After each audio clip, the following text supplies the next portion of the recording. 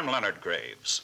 Recently, I had the opportunity of visiting two Army installations for the purpose of reporting on the reactivation of two Army divisions with long and honored histories on the battlefields of the past.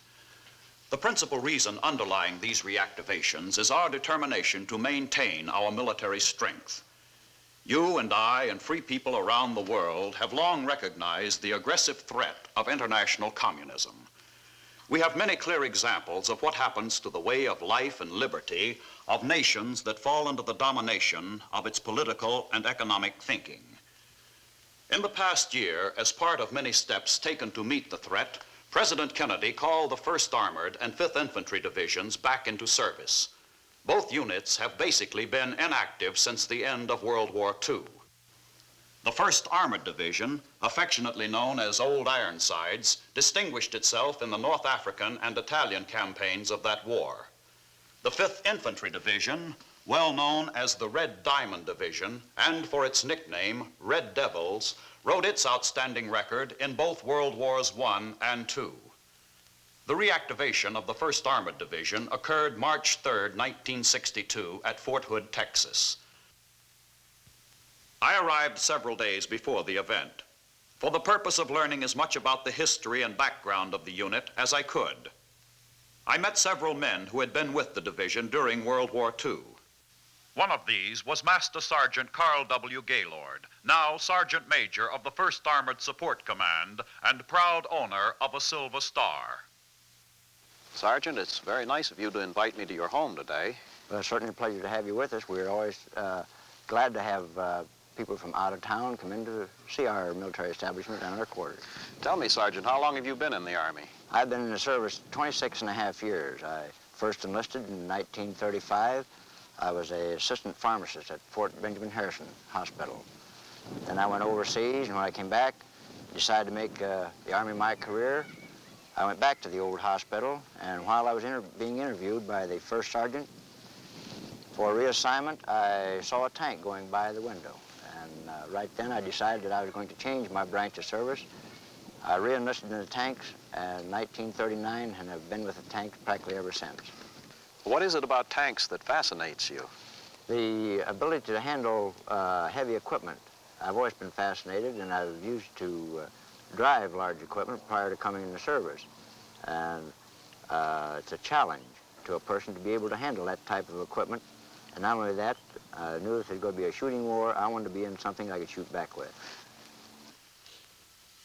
Sergeant Major Gaylord exemplifies the kind of men who have helped prove that ingenious weapons are only as effective as the men who make them work. As crude as our early tanks may seem now, they were still ingenious weapons when units of the 1st Armored came ashore at Oran in northern Tunisia, November 8, 1942, to challenge the Nazis' hold on North Africa. But it still took men with unusual combat spirit to make them effective. In the face of the hardened, more experienced panzer units, the going was rough. For several months, the Allies pressed attacks in the area of Taborba, Medjis el Bab, Gafsa, and the Kasserine Pass against strong German resistance.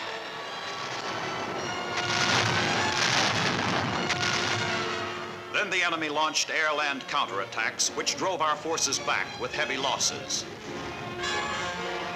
In January and February 1943, the Allies continued in their efforts to push the enemy back to the cities of Tunis and Bizerta, to trap them with their backs to the Mediterranean Sea and there destroy them.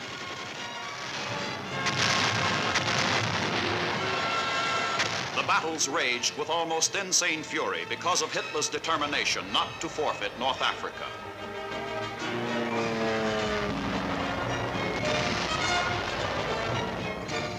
By March and April, the tide began to turn. The Wehrmacht was critically mauled at Kasserine Pass and driven back to Faid Pass. By May, the cities of Tunis and Bizerta were in Allied hands, and the war in North Africa was over. After taking time out to reorganize and re-equip itself, units of Old Ironsides were called on September 1943 to participate in the invasion of Italy at Salerno. Ship-to-shore landings are always difficult, and Salerno was no exception. The German command concentrated all its efforts in a desperate attempt to keep our forces from the mainland of Italy.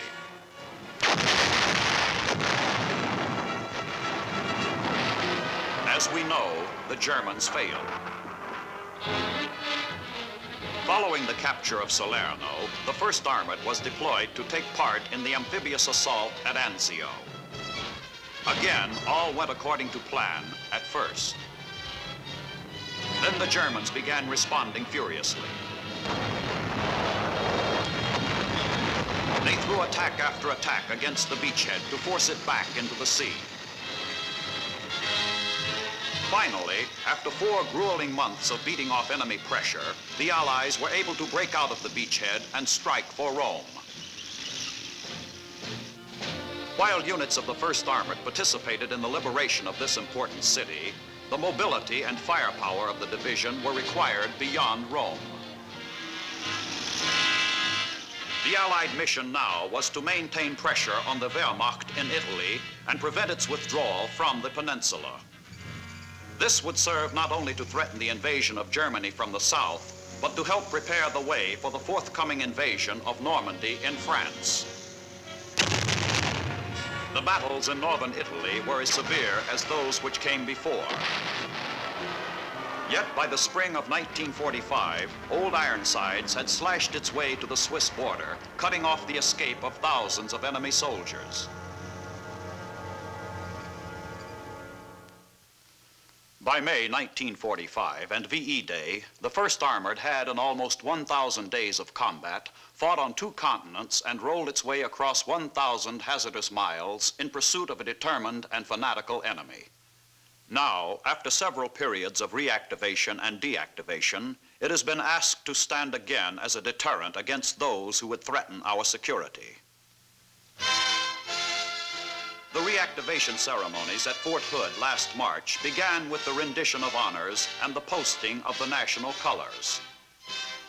All around me, I could sense the pride the men who would now serve with this unit felt in themselves and in the fact that they were part of the American Armored Division that had pioneered so successfully in the art and science of armored warfare.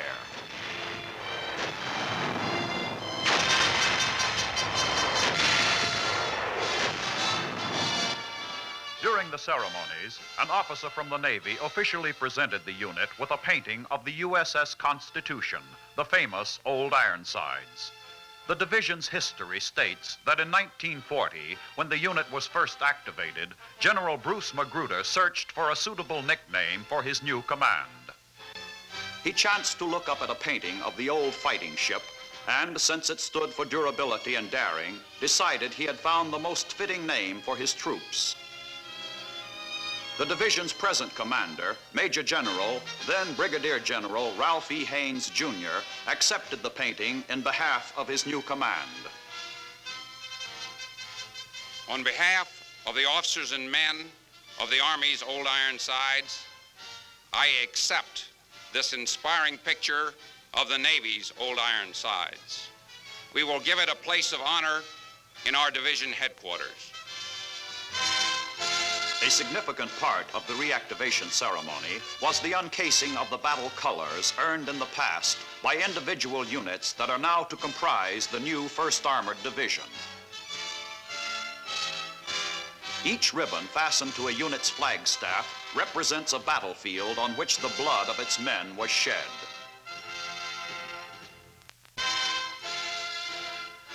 During its own experience in World War II, Old Ironsides lost more men in combat than any other U.S. Armored Division.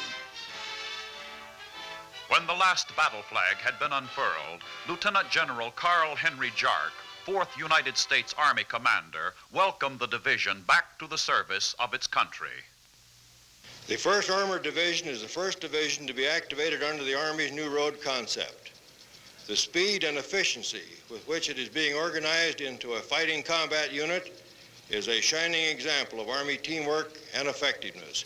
Congratulations, Old Ironsides, and welcome back to the active ranks. Following General Jark's comments, the fighting potential of the division passed in review.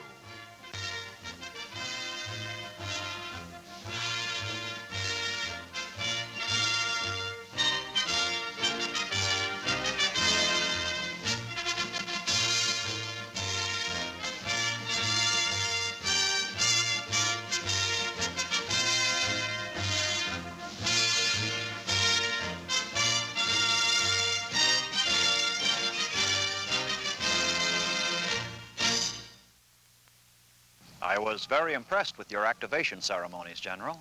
Well, thank you very much, Mr. Graves.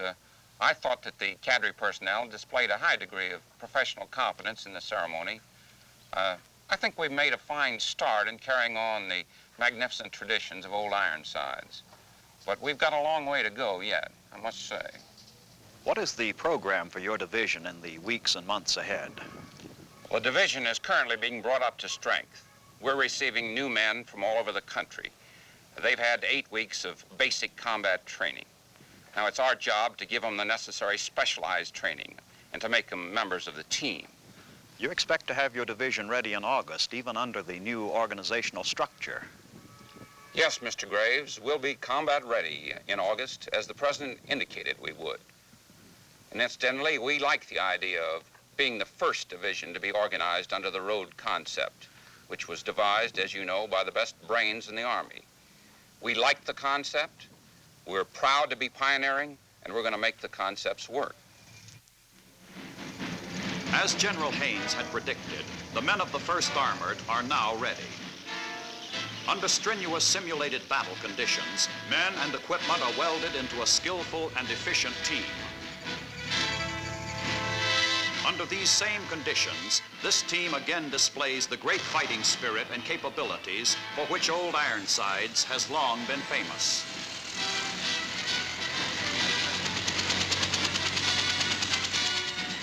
All the old versatility, mobility, and firepower have not only been rebuilt, but have been tested under conditions that can be expected on the modern battlefield. At this moment, as in the past, the men of the 1st Armored are prepared to perform any mission against acts of aggression aimed at us or our allies and friends.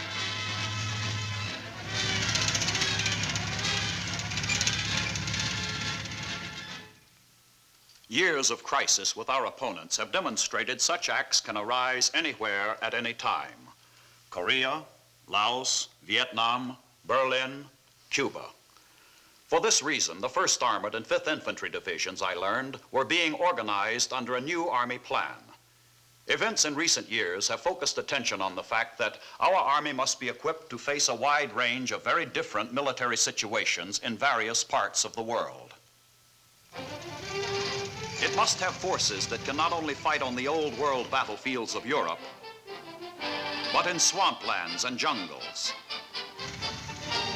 on deserts, in mountains, and in such other difficult environments as the snow and ice of northern latitudes. These forces must be able to fight a large-scale nuclear war, or one that remains limited and completely conventional. These needs gave rise to a new concept called ROAD, or Reorganization, Objective, Army, Divisions, designed to meet complex strategic and tactical problems wherever they may occur. Under ROAD, every U.S. division will have a similar division base. This base will consist of a set number of command, combat support, and other support elements.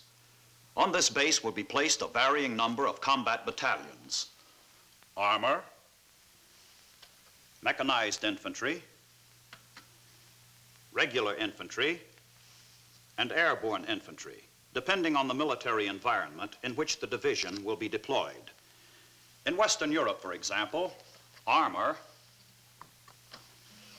and mechanized forces are required to meet those of the potential enemy. Divisions for this area will have the firepower and shock action of tanks, plus the armor-protected mobility of mechanized infantry. In other regions, where the terrain and other factors differ from those of Europe, the combat battalions will be mixed to include fewer tanks and more mechanized infantry. In more rugged areas, such as Korea, the division will be designed to include primarily more regular infantry battalions with some mechanized capability. Finally, the airborne division will have a preponderance of airborne infantry soldiers reinforced with armor for missions requiring swift movement by air to such remote places as Southeast Asia or for surprise attack. The mixtures of these combat forces can be varied almost infinitely. Under road, the Army will have great flexibility because a division can be specifically tailored to meet any situation, anywhere, and on very short notice. The history and background of the 5th Infantry Division ideally suited to be the first mechanized division under the new Army concept. In the past, its men have made it a leading unit in many different ways. Having been deactivated at the end of the First World War, it was one of the first to be reactivated October 1939, when Hitler appeared to be making good on his threat to conquer the world. After our involvement in World War II and a period spent guarding the strategic island of Iceland against Nazi invasion, the division traveled to Great Britain for intensive invasion training. While the best-kept secret of the war remained just that, the men of the 5th somehow knew that the main assault on Hitler's fortress of Europe was imminent. On July 4th, 1944, its men began moving into northern France by way of Utah Beach. 10 days later, it was in the line in Normandy, facing Nazi units that were among the elite of the Nazi army.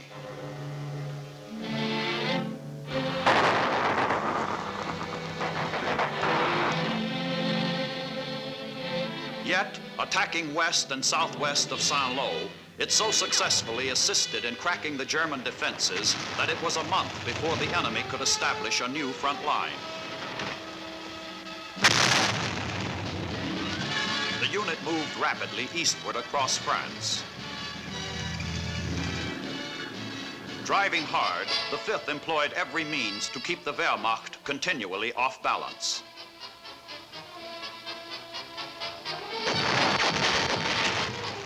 All along the way, the Germans resorted to suicidal counterattacks to slow the advance. But by maintaining pressure in the air and on land, the Allies were able to keep Hitler's forces rolling back to their fatherland. In September, after the Allied momentum had been temporarily slowed at Verdun due to a shortage of supplies, the fighting reached a new crescendo.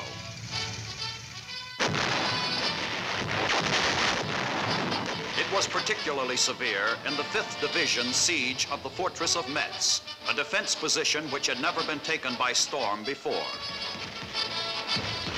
It was primarily the combat spirit of the American infantrymen that enabled our forces to break through its maze of thick concrete barriers and force its capitulation. Once achieved, the Red Devils drove on to the borders of the Third Reich itself. But they were destined not to cross these borders just yet. On the 17th of December, 1944, the enemy launched the Battle of the Bulge, in which they surprised the Allied forces in the Ardennes and ripped through the broken lines in a last desperate effort to turn defeat into victory. When General Patton was asked for assistance, he selected his Red Devils to hit the southern flank of the enemy and turn it back. The fighting took place in heavy snow, bitter cold, and against an unrelenting enemy. But the German drive finally collapsed, and the 5th was able to return to its push through the Siegfried Line and on into Germany. Though the hard fighting was not yet over, full Allied victory was clearly in sight. The 5th climaxed its many river crossings by making the first assault boat crossing of the Rhine ever recorded.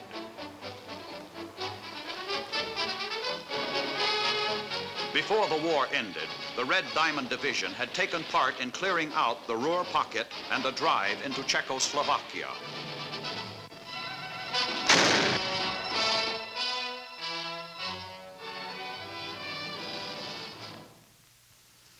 By war's end, May 8, 1945, the men of the 5th had well earned their reputation as outstanding soldiers and the men to call upon when the mission was toughest.